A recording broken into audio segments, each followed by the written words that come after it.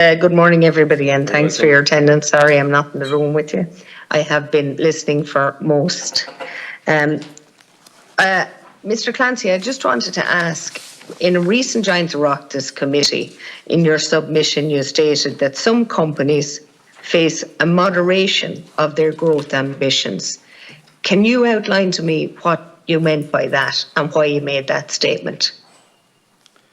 I don't have the statement to hand, Deputy, but I think in general, was it in regard to any one sector, Deputy, or was it a more generalised statement? Apologies to have to ask you this. No, you're fine. I think it is some time ago. It's over 6 months ago, and it was a general statement, and I think it was probably in relation to energy costs and all of that. Yeah. So we have seen, I think if you look back on 2022, the financial market challenges, particularly for tech companies that we saw in the early part of the years, meant that early stage venture-backed companies in particular in April, as early as April and May last year were working on how they would conserve their cash for longer, and that included quite a number of our clients. So I think partly that's what I was alluding to, that there were companies who might have planned to invest more in hiring or capital investment that were pulling back their plans till they saw how things would be going. That was probably tech sector specific. The other moderation, as you rightly mentioned, is that as inflation gathered pace in August, September and October last year, particularly driven by energy, a lot of companies who might have made capital investments were at least being careful about them. We didn't see a massive pullback in capital investment, but we have seen a lot more care about how companies deploy their capital. Thankfully, since I wrote that statement, we've had a better winter than we might have expected in terms of energy prices. So we're still seeing confidence in the market, but those are probably the two key factors that were on my mind in writing that statement, Deputy.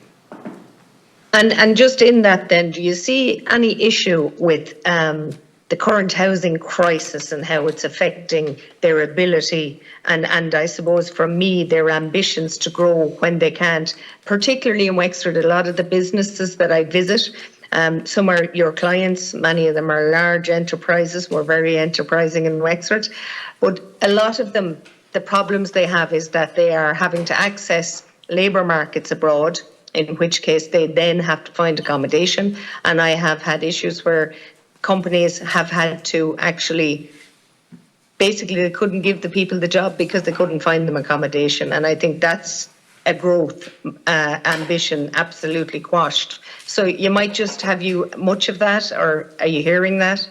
We're hearing an awful lot of that, Deputy. So we do hear that every day of the week, that that housing is a very large concern for our clients in terms of their ability to hire and grow. And do you make representation on that then? Do you feed that back in as part of Enterprise Ireland? Do you feed that back into government circles, or how does that work? We do indeed. It's part of our ongoing dialogue with the parent department of Enterprise, Trade and Employment and other departments. And as I mentioned earlier, we have specific actions under the Housing for All plan that government has to improve innovation productivity within house builders and construction. So we have various opportunities through those forums as well to present it.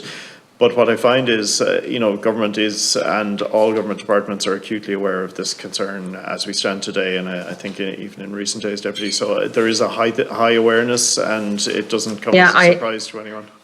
Yeah, I'm somewhat not in agreement with that. Well, maybe they are aware, but I think the understanding is limited as to what the actual reasoning behind the supply and lack of delivery is. I received a document yesterday from the Minister for Housing. It's really worrying from the point of view of, I would say viability is the biggest issue that many of our developers are facing, and it's a combination of planning policy and planning process.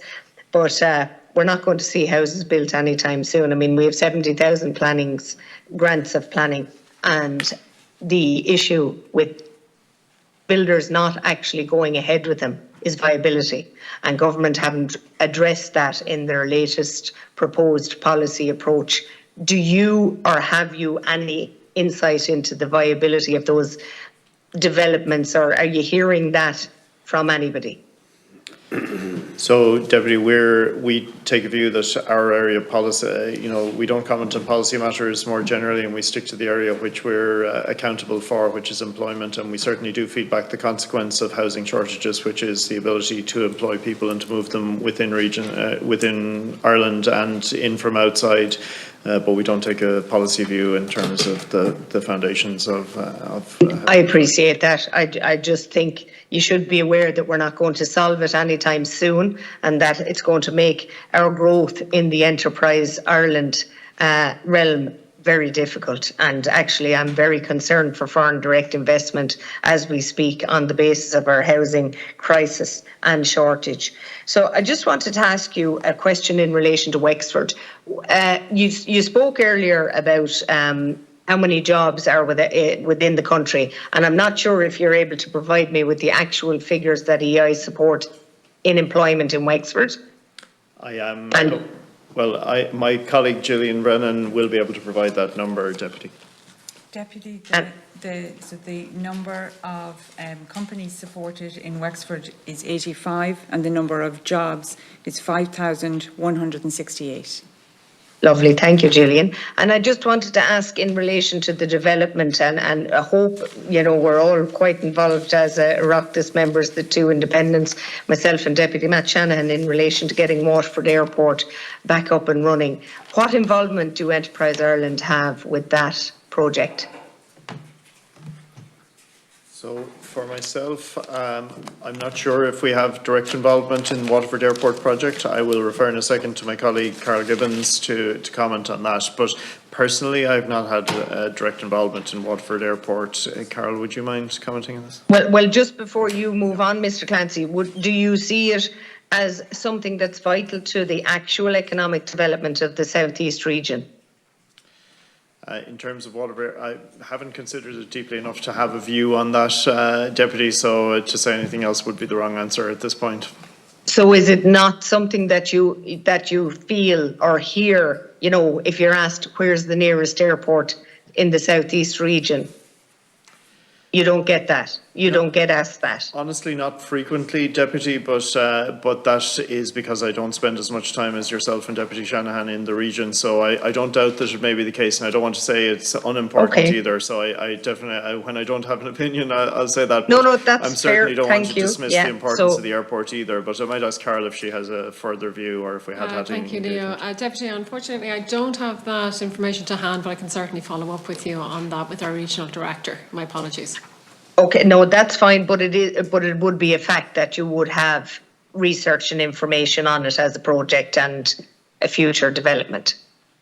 We will. Our regional manager would have that, Deputy, and we're more than happy to engage with yourself and other deputies in the region if that's helpful. It's grand. And the other question I have then, and I'm sorry if this has been asked already, but in relation to Leo and Leader, is there any crossover with Enterprise Ireland and Leader, or any? No?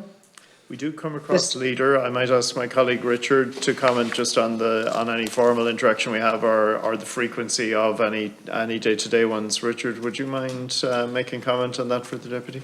Yeah, Leader and the local enterprise offices have a formal protocol of where projects that come before them are discussed to ensure the appropriate agency funds them and that the appropriate funding is going into the right companies. So there is a formal protocol that addresses that. Very good. And just in relation to yourselves then and our local council, how do you interact with county councils, and how are funding streams ever delivered through county councils, or is that just through the LEOs? The only funding that I'm involved with is for the local enterprise offices. So we distribute the money from the Oireachtas straight towards the office in your area, which is based on banding. I don't have any involvement with council funding. And by that you mean that your involvement is that you pay the rent of the office, is that what you mean? No, what we fund is the money that would be allocated to companies from a grant perspective by the LEO. There's also a significant contribution to the staff who work in the local enterprise office, and then there is another fund that goes towards the training and development capability building of companies in Wexford. And that's channeled through the county council, is it? It is given to the local enterprise office via the local authority. And do the local authority charge for that? No, they don't. So that's a service that's basically provided by the local authority on your behalf? Yes. and there's no benefit to them. No. The reason I bring that up, Chair, is it's different to how the Leo operates and certain, or the Leader programme operates. We have a situation now where Minister Humphreys has given out money, and we now have Leader and the county councils actually in competition to use that money and actually have access to it directly, whereas it was the council who were administering it to Leader at a charge of 3%. So now we have them both vying for the same money, but that's not the case then for the Leos. There is no charge. That is correct. There is no charge. That's absolutely fine. Well, look, what I have to say, what I'd like to do particularly is complimentary. You're the one organisation I seldom get complaints about. I do feel sometimes, that because of the way companies have to have so many employees and on an export percentage level, that sometimes our own Indigenous sector feel rather disadvantaged against companies who are supported with EI. But would you just like to comment on that, Mr. Clancy, or give me some words of comfort for these people? I would say our mandate is legislative and policy led, so it is to support companies in manufacturing and internationally traded services.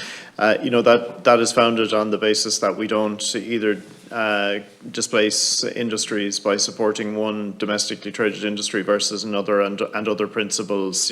So we operate within our mandate, Deputy, and I'm delighted to hear that you've had good feedback on us. Just to follow up on your point with the councils, we do work hand in glove on the councils on broader issues as well. So Richard's remit is the local enterprise office funding, but we do have worked on regional enterprise funded projects in regions to build up capability at an early stage, infrastructure to help businesses start. And a lot of those infrastructures help domestically traded businesses as well as our own businesses. So I'd say. And would you be funding that then through the council, Mr. Clancy? We're funding the projects directly. They're typically set up as CLGs, and they could be joint ventures with the council or with some other body. Okay, and do they end with the project, the CLGs, or is there, do they just continue then if there's another project? A project or often a piece of infrastructure, so they'll continue over time, and the ambition is usually that there's something created in a region that continues to grow. Could you give me an example of what you're talking about there in Wexford, say? Yeah, I can. In Wexford, we have the Trade Bridge stack, which you may be familiar with. So Trade Bridge was established to assist Enterprise Ireland and Leo clients in the southeast to secure export sales, and has established leads with various locations in the US. So it's working with 30 companies, targeting development of incremental export sales of 3.2 million and 90 new jobs. So that's just one example in Wexford specifically. Very good. And I'm not sure, Chair, where my time is at, but I just have one quick question. What do you see any significant reason for a review of the criteria, I suppose, to receive EI grants? For instance, that we have some large enterprises who don't meet the 10 employee criteria specifically because of what they do. It's more machine led, and they make very significant investments in machinery, but they don't need to expand on their employees. Yet their exports, they want to grow their exports. Do you think there's any criteria that there should be a review of the criteria? Well, if they're exporting or internationally traded, we can support them. Manufacturing or internationally traded, we can support them. We tend to look then at the economic benefit that they add. So if a company is adding significant economic benefit, whether that's direct jobs or corporation tax or other spend in the economy, we look at all that in the round. But those things would need to stack up. But we're very open to talk to all companies. So it's just in the. What are the two main criteria? 10 employees and an export market percentage of what?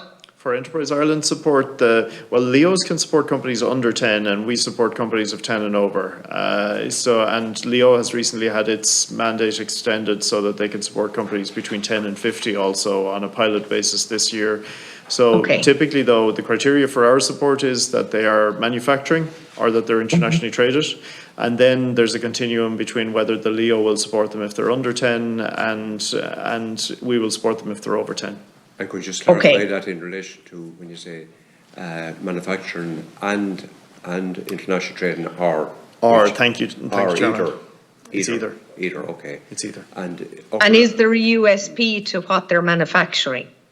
Does it have to be a unique product? Can it be something that's manufactured elsewhere? I know no, it doesn't have to be unique. For manufacturing, it's about manufacturing, and we want to see Irish companies manufacture products that are like those elsewhere and compete hard and compete well in global markets. So we're all for that. Okay, thank you. Great stuff. Thank you. Thank you.